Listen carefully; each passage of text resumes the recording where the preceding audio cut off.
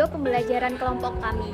Kami dari kelompok 7 akan membawakan materi tentang manajemen sumber daya manusia dan hubungan ketenagakerjaan. Video ini dibuat untuk memenuhi tugas mata kuliah pengantar ilmu administrasi bisnis dengan dosen pengampu Pak Budi Prabowo, SOS MM, dan Ibu Enda Respati Kusumasari, SOS MSI. Kami akan membawakan materi secara jelas dan runtut dan disertai dengan contoh nyata supaya materi ini bisa mudah dimengerti.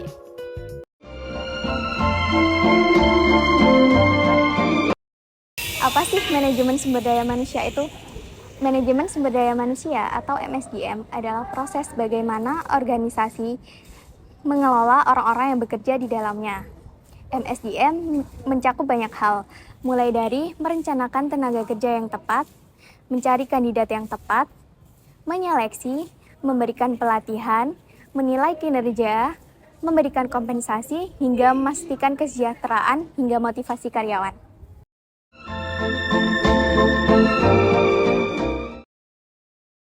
Kenapa sih manajemen sumber daya manusia itu penting? Karena manusia adalah faktor yang dinamis dalam sebuah organisasi. Bukan seperti mesin yang bisa dioperasikan sesuai dengan standar, manusia memiliki emosi, kebutuhan, ekspektasi, dan kemampuan yang berkembang dari waktu ke waktu.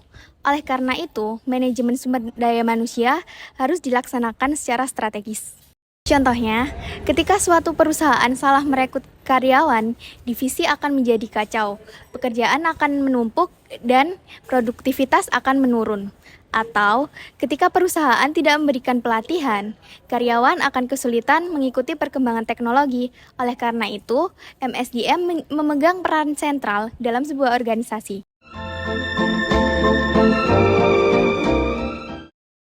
Fungsi-fungsi manajemen sumber manusia atau MSDM ini sangat penting dalam sebuah organisasi. Terdapat beberapa fungsi MSDM. Yang pertama, perencanaan SDM terbagi menjadi dua, yaitu perencanaan, peramalan, permintaan tenaga kerja, dan analisis jabatan dalam organisasi.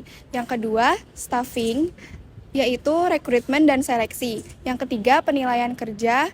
Yang keempat, pencapaian efektivitas hubungan kerja. Dan yang terakhir, perbaikan kualitas kerja dan lingkungan kerja. Fungsi MSDM ini bukan hanya sekedar administrasi, melainkan fungsi yang strategis. Misalnya, trainingnya ini bagus, tetapi kompensasinya buruk, maka motivasi pekerja ini akan turun. Jadi, fungsi MSDM ini harus selaras.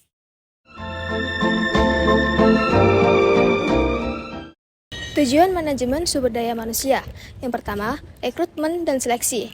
Hal ini bertujuan untuk mencari kandidat yang berkualitas dan sesuai dengan kebutuhan perusahaan. Yang kedua, pengembangan karyawan. Pengembangan karyawan ini bertujuan untuk meningkatkan kreativitas dan pengetahuan karyawan agar mereka lebih berkontribusi lebih efektif terhadap perusahaan. Yang ketiga, motivasi dan retensi karyawan. Motivasi ini dapat berupa menciptakan lingkungan kerja yang positif, memberikan penghargaan atas kinerja yang baik, dan menawarkan peluang pengembangan karir. Dan yang terakhir atau yang keempat, pengajian atau penghargaan. Penghargaan ini dapat berupa bonus, promosi, atau intensif lainnya yang diberikan sebagai pengakuan atas kontribusi karyawan terhadap perusahaan. Hubungan ketenagakerjaan adalah hubungan yang timbul antara pekerja dan pengusaha setelah diadakannya perjanjian sebelumnya oleh pihak yang bersangkutan.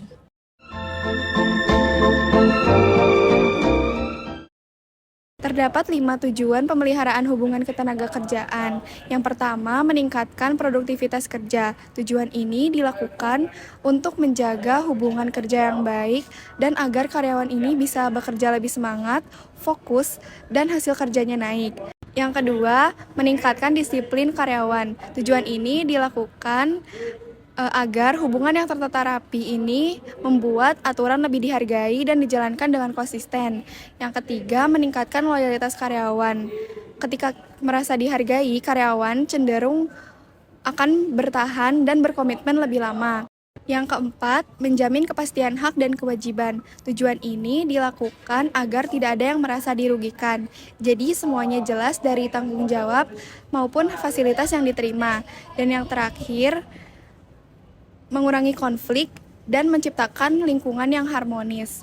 Jadi, komunikasi yang jelas ini dapat mengurangi kesalahpahaman dan membuat lingkungan kerja lebih nyaman. Terdapat 4 bentuk-bentuk hubungan ketenagakerjaan. Yang pertama, pekerjaan dengan waktu tertentu atau kontrak. Biasanya, ini dilakukan dengan masa berlaku tertentu. Dilakukan untuk proyek atau kebutuhan tertentu. Yang kedua, pekerjaan dengan waktu tidak tertentu atau tetap. Karyawan permanen dengan hubungan kerja jangka panjang tanpa batas waktu kontrak. Yang ketiga, magang. Hal ini dilakukan untuk belajar dan berlatih dan menambah pengalaman. Dan yang terakhir, outsourcing. Karyawan dipekerjakan oleh perusahaan penyedia jasa, bukan di tempat perusahaan mereka bekerja sehari-hari. Biasanya ditugaskan untuk kebersihan, keamanan, atau layanan teknis. Hubungan manajemen sumber daya manusia dan hubungan ketenagakerjaan. Manajemen sumber daya manusia berperan menyediakan struktur, kebijakan, dan proses pengelolaan tenaga kerja. Sementara hubungan ketenagakerjaan menentukan bagaimana hubungan kerja itu dibangun secara legal dan etis. Nah, keduanya itu saling berkaitan. Kaitan yang pertama yaitu fungsi SDM menentukan bagaimana organisasi itu memperlakukan pekerja. Yang kedua, hubungan ketenagakerjaan memastikan perilaku tersebut sesuai dengan aturan hukum. Dan yang terakhir, keseimbangan keduanya menciptakan hubungan kerja yang sehat dan lebih produktif. Dampak positif hubungan ketenagakerjaan dan manajemen sumber daya manusia. Yang pertama yaitu konflik kerja yang menurun, dan yang kedua adalah produktivitas yang meningkat. Yang ketiga, turnover berkurang, dan yang keempat, lingkungan kerja kondusif. Yang kelima, kepercayaan antar pekerja dan manajemen meningkat, dan yang terakhir, organisasi menjadi lebih stabil dan sehat. PT Dudayatur didirikan pada 19 Juli 1967 dan merupakan salah satu kantor travel agen yang tertua dan terbesar di Indonesia. Pelebaran sayap di kota Palembang dilakukan pada tahun 2014 di Mall Palembang Icon. PT Dudayatur Cabang Palembang dikepalai oleh seorang branch manager dan membawahi seorang supervisor yang dalam tugasnya mengkoordinir bagian-bagian operasional seperti tour konsultan, bagian tiketing, kasir, dan kurir. Akan tetapi, PT Dudayatur Cabang Palembang belum memiliki fungsi SDM yang baik. Selama ini, seluruh peraturan dan program ditetapkan oleh kantor pusat sehingga pengelolaan SDM secara keseluruhan belum berjalan secara efektif.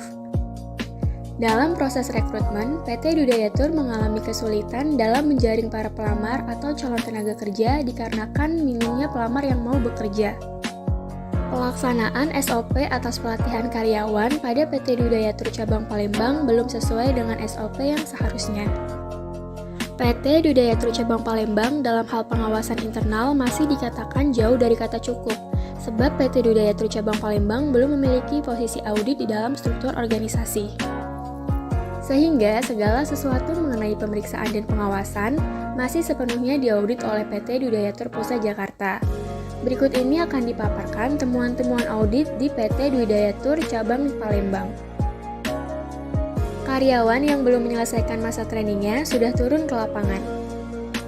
Kriteria audit yaitu ada prosedur yang jelas mengenai perencanaan SDM yang tercantum pada SOP PT Dudayatur. Selanjutnya, rekomendasi yang kami berikan yaitu perusahaan mempersiapkan perekrutan karyawan yang lebih terjadwal. Kurangnya program pelatihan dan pengembangan karyawan. Kriteria audit yaitu pelatihan karyawan dan upaya peningkatan kemampuan dilakukan secara periodik setiap 6 bulan sekali. Selanjutnya, kelompok kami merekomendasikan perusahaan melakukan suatu program pelatihan secara periodik minimal 6 bulan sekali. Rencana pelatihan baru dibuat setelah ada bagian yang membutuhkan pelatihan. Kriteria audit yaitu rencana pelatihan dan pengembangan karyawan harus dilakukan secara periodik. Selanjutnya, kelompok kami memberikan rekomendasi yaitu menyusun rencana program pelatihan dan pengembangan karyawan secara periodik. Belum tersedia suatu sistem review dan pelaporan yang terdokumentasi tentang penilaian efektivitas dan efisiensi pelaksanaan pelatihan. Kriteria audit yaitu laporan biaya kualitas harus terdokumentasi. Selanjutnya, kelompok kami memberikan rekomendasi yaitu membuat penilaian keberhasilan atas program pelatihan karyawan sebagai evaluasi bagi perusahaan itu sendiri. Kurangnya pemenuhan kebutuhan karyawan yang sesuai. Kriteria audit yaitu lead time pelaksanaan rekrutmen karyawan eksternal adalah 6 minggu. Selanjutnya, kelompok kami memberikan rekomendasi yaitu mengadakan kerjasama dengan lembaga pendidikan atau penyedia jasa tenaga kerja setempat. Perusahaan tidak melakukan evaluasi secara periodik terhadap kepuasan pelanggan. Kriteria audit yaitu perusahaan melakukan pemeriksaan dan evaluasi periodik berkala setelah dilakukannya transaksi oleh pelanggan. Selanjutnya, kelompok kami memberikan rekomendasi yaitu laporan kepuasan pelanggan terhadap transaksi yang dilakukan di perusahaan harus terdokumentasi. Perusahaan tidak mengadakan penilaian terhadap kepuasan kerja karyawan. Kriteria audit yaitu membuat kriteria penilaian pada kepuasan kerja karyawan. Selanjutnya, kelompok kami memberikan rekomendasi yaitu perusahaan melakukan supervisi secara berkala dan pemberian reward kepada karyawan yang berprestasi agar selalu termotivasi. Terima kasih sudah menonton. Semoga video ini dapat membantu teman-teman semua untuk memahami materi manajemen sumber daya manusia dan hubungan ketenaga kerjaan. Sampai jumpa.